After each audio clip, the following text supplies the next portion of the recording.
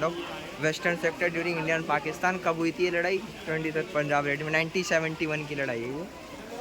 सो आपको ना सारी लड़ाइयों के थीम मिल जाएंगे। लोंगेवाला की देखो नेशनल वॉर मेमोरियल, उसके जस्ट पीछे इंडिया गेट, और ये देखो जो ड्यूटी देते हैं हमारे जवान। और ये अमर जवान ज्योति आपको जो दिख रही है ना, ये नेशनल वॉर मेमोरियल होने के बाद यहाँ पे उनके बैच नंबर और उनके कारगिल के ये देख 1997 देखो गाइस। सो कारगिल युद्ध के जितने भी लोग हैं, ये शायद नेवी का है और एयरफोर्स का और इंडियन आर्मी का, और ये वाला मुझे। So hello guys, good morning, आप सभी का स्वागत है एक नए ब्लॉग में। मैं उम्मीद करता हूँ आप सब बढ़िया और मजे में होंगे। तो फाइनली इतने दिनों बाद संडे का प्लान सक्सेसफुल हो रहा है। इतने दिनों बाद ना हम कहीं घूमने जा रहे हैं और देखो सारे दोस्त लोग बड़े हैं।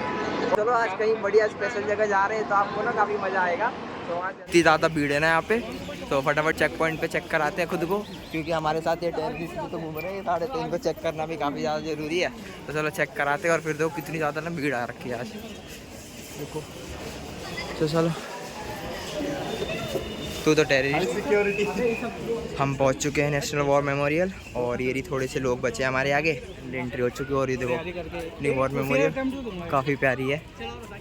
ये वर्दी एकदम ऐसा लगता है कि रूम मोटिवेट हो जाता है। जो ऑनलाइन वीडियो देखो संदीप महेश्वरी की, तो हल्का सा मोटिवेट हो गया, बट ये वाली वीडियो तुम ये वर्दी देख के इतना मोटिवेशन, ये रूम मोटिवेट हो जाता है कि देश के लिए कुछ करना चाहिए, इस वाले टाइप का ना मोटिवेशन आता है। आपको यहाँ पे सभी जितनी भी इंडिया की सेनाओं ने लड़ाइयाँ लड़ी हैं, उन सब के आपको एक छोटी छोटी झांकियाँ मिल जाएंगी। जैसे ये देखो बैटल ऑफ लोंगेवाला, जिस पे मूवी बनी थी बॉर्डर, आपने सुना होगा, आपने देखा भी होगा। इसके ऊपर डेडिकेटेड ये थीम है पूरा, और इसके बारे में आप पढ़ भी सकते हो चाहो तो। The battle of Longewala, one of the major decisive battle found of western sector during India and Pakistan. कब हुई थी ये लड़ाई? 23 पंजाब रेड में 1971 की लड़ाई है ये।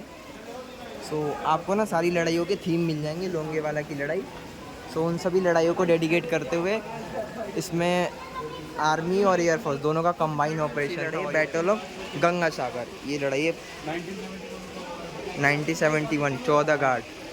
सो एक ये लड़ाई रहेगी, ये आर्मी की लड़ाई होगी,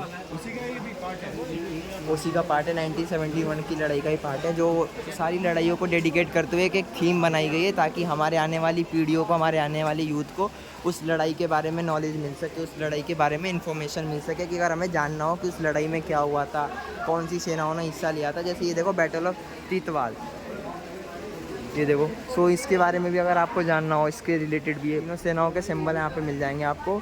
ये रह गया सत्यमेव जयते, फिर सत्यमेव जयते, ये है शायद एयरफोर्स, ये शायद नेवी का है और एयरफोर्स का और इंडियन आर्मी का। और ये वाला मुझे आई डोंट नो, अगर आप में से किसी को पता हो ये वाला, तो आप मुझे कमेंट करके बताना। नहीं किसका है? मैं इंडियन आर्मी का तो वो है शायद, ये है वायुसेना का, ये है नेवी का। ये वाला मुझे नहीं पता गाइस, अगर आप में से किसी को भी पता हो तो एक बार कमेंट करके बताना। और ये तो भाई इसको तो सभी जानते हैं, और ये बिल्कुल सेम अमर जवान ज्योति। और देखो क्या ही लोकेशन कितनी प्यारी आ रही है ना गाइस, देखो नेशनल वॉर मेमोरियल, उसके जस्ट पीछे इंडिया गेट, और ये देखो जो ड्यूटी देते हैं हमारे जवान। और ये अमर जवान ज्योति आपको जो दिख रही है ना, ये नेशनल वॉर मेमोरियल होने के बाद यहाँ पे शिफ्ट किया गया था नरेंद्र मोदी के द्वारा। ज्योति है ना इंडिया गेट पे थी, बट फाइनली हमारा जब वॉर मेमोरियल बना तो उसको यहाँ पे शिफ्ट कर दिया गया। और भाई इसकी खासियत ये है कि 24/7 जलते आ रहा है, और ये तब से जल रहा है जब से इंडिया गेट में इसको इस्टेब्लिश किया गया था।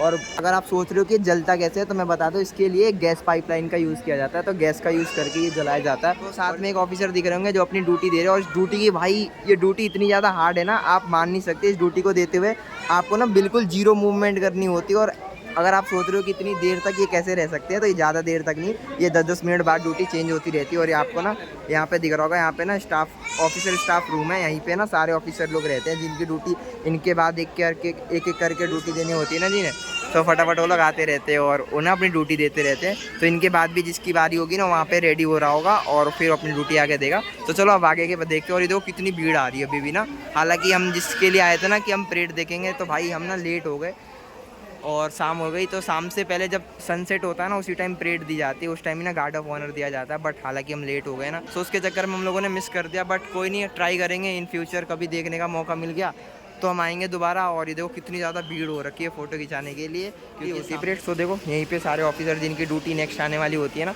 वो यहीं पे वेट करते हैं और आके ना अपनी ड्यूटी चेंज करते हैं। और हम आए थे परेड देखने, बट हम देख नहीं पाए। तो हम अभी घूमते हैं बढ़िया से और आपको भी दिखाते हैं अपने फ़ोन के थ्रू कि यहाँ के व्यूज़ और यहाँ के नज़ारे और यहाँ की वाइब, क्योंकि काफ़ी ज़्यादा मोटिवेट वाइब है। सारे हैं जितने भी आज तक शहीद हुए। सो काफ़ी मोटिवेशनल वाइब है यहाँ पे, क्योंकि उन सभी लोगों के नाम है जिन्होंने अपनी शहादत दिया इस देश के लिए। सो चलो उनके नाम पढ़ते हैं और एक न्यू एनर्जी अपने अंदर एक्सप्लोर करते हैं, ठीक है। ये देखो उन सभी लोगों के नाम लिखे हैं जिन्होंने अपनी शहादत दी है इस देश के लिए, और काफ़ी अच्छे तरीके से इनको मेंटेन किया जाता है। इसके ऊपर लाइटें लगाई गई हैं, इनके नाम लिखे गए हैं, और ऐसी बहुत सारी रो हैं। अगर आपको पता करना हो ना कि किन लोगों का नाम है, तो इसके रिलेटेड ना यहाँ पे एक बड़े ना, जैसे ये देखो यहाँ पे ना तो जैसे आपको पता करना हो कि इस रो में किन लोगों के नाम है, तो उससे रिलेटेड यहाँ पे उन कोट्स लिखे होते हैं। जैसे ये वाले देखो, भारत चीन सीमा विवाद 1962 की जो इंडिया चाइना वॉर हुई थी ना, उसमें जो भी लोगों की शहादत हुई थी उनके नाम इस वाले रो में है। तो देखो जैसे आपको पता करना हो कि इस रो में किन किन लोगों की नाम लिखे हुए हैं और इन लोगों ने अपनी कब शहादत दी थी, तो उससे रिलेटेड वहाँ पे नाम भी लिखे होंगे। यहाँ पे फ्लैग लगे होते हैं, एक सबसे ऊपर लगा होता है इंडिया का, उसके नीचे लगे होते हैं हमारे तीनों सेनाओं के, बट शाम होने के कारण इन फ्लैग्स को उतार लिया जाता है। सभी शहीदों के नाम लिखे हुए हैं, और हालांकि ऐसा नहीं है कि ये बस थोड़े से नाम है, ऐसे ना बहुत सारे पूरे सर्कल बना के ना नाम लिखे गए हैं। और अगर आपको पता करना हो कि इनमें इस रो में किसके नाम है, तो उसके लिए डेडिकेट करके, जैसे मैंने आपको बताया, एक वहाँ पे आपको बैनर भी दिख जाएगा कि इस रो में किसके नाम है। जैसे वहाँ पे 1962 इंडिया चाइना वॉर की थी, तो उस रो में जितने भी सैनिकों के नाम लिखे होंगे उन्होंने अपनी शहादत इंडिया चाइना वॉर में दी थी। और देखो गाइस कितना प्यारा व्यू आ रहा है यहाँ पे ना। प्लेट्स पे सिर्फ नाम नहीं लिखे हुए हैं, आपको ना उनके नाम, उनके रैंक, जैसे नायक है उनके बैच नंबर और उनके कारगिल के ये देख 1997 देखो गाइस। सो कारगिल युद्ध के जितने भी लोग हैं, लेफ्टिनेंट एन के दिलीप कुमार, सो हमें जैसे विक्रम बत्रा, सो इन्हें ढूंढना पड़ेगा हमें। और यहाँ पे इनके रैंक भी लिखे हुए हैं, इनके रेजिमेंट भी। अभी कैप्टन समय सिंह बहादुर। सो उनके रैंक, उनके बैच नंबर, उनकी बटालियन, उनके नाम। तो यहाँ पे ना आपको उनके किसी के बारे में जानकारी लेनी हो तो सब कुछ मिल जाएगा। सिर्फ ऐसा नहीं है उनके नाम लिखे हुए हैं, वहाँ पे उनके बाकायदा बैच नंबर, उनके बटालियन। जैसे ये देखो 19 जाट रेजिमेंट, जैसे ये देखो 19 जाट रेजिमेंट के थे। कौन है ये? मिलनस कुजौर बिहार रेजिमेंट के, इनका बैच नंबर मिल जाएगा। ये हवलदार मिलनस कुजौर जैसे बिहार रेजिमेंट के। सिपाही AP सिंह बिहार रेजिमेंट के, ये रहा उनका batch number. Major general Keshav Singh. So guys ये देखो मेजर जनरल केशव सिंह, हमारी मेजर आशीष भाटिया। से काफ़ी अच्छी मुहिम थी इंडिया गवर्नमेंट की। इन्होंने इन स्पेसिफिक डेडिकेट किया इन लोगों को, जिससे हमारी आने वाली फ्यूचर को, पीढ़ी को, हमारी नई यूथ को पता चल सके कि ये लोग थे कौन। क्योंकि हमें तो पता चलता है कि इतने लोग शहीद हो गए, इतने लोग शहीद होंगे, जैसे आप लोगों ने चैनलों में न्यूज़ में देखा होगा, बट हमें नाम कितने दिन याद रहेंगे? 2 दिन, 1 दिन, 3, 1 हफ्ते, बट उसके बाद सभी लोग भूल जाते हैं उन नामों को। इसके थ्रू हम उन्हें पूरी लाइफ जितने टाइम तक ये है उतने टाइम तक इस कंट्री के लोग इनका नाम याद रखेंगे, इनका तब तक इनको याद किया जाएगा। और सिर्फ इनके नाम को नहीं, इनके बाकायदा बैच नंबर, बाकायदा इनकी रेजिमेंट, सब कुछ लिखा हुआ है। तो काफ़ी एक अच्छी चीज़ है जो मुझे काफ़ी अच्छी लगी, कि एक सबके लिए, जैसे सभी लोगों के लिए एक छोटी छोटी जगह होती है, बट इनके लिए इंडिया में अभी तक कोई जगह नहीं थी। हमारे शहीदों के लिए स्पेसिफिक डेडिकेटेड कोई जगह नहीं थी। सो इंडिया गवर्नमेंट ने काफ़ी अच्छी जगह दी। यहाँ पे देख सकते हैं आपको ना ऐसे डिजिटल बोर्ड लग जाएंगे, जिसके थ्रू आप अपने डेबिट कार्ड, क्रेडिट कार्ड का यूज़ करके आप श्रद्धांजलि भी दे सकते हो, मतलब डोनेशन भी कर सकते हो गवर्नमेंट के लिए, जो ताकि उन पैसों का यूज़ कर, जो लोग शहीद हो गए उनकी फैमिली को काफ़ी हेल्प मिल सकती है। उसके लिए गवर्नमेंट को आप यहाँ से डोनेट भी कर सकते हो डिजिटल बोर्ड का यूज़ करके। सो ये भी काफ़ी अच्छी चीज़। एग्जिट लेते हैं और ये रहा वॉर मेमोरियल। सो फिर कभी परेड देखने का चांस मिला तो देखेंगे, बट आज तो अनलकी रहे, हम देख नहीं पाए, लेट हो गया है भाई।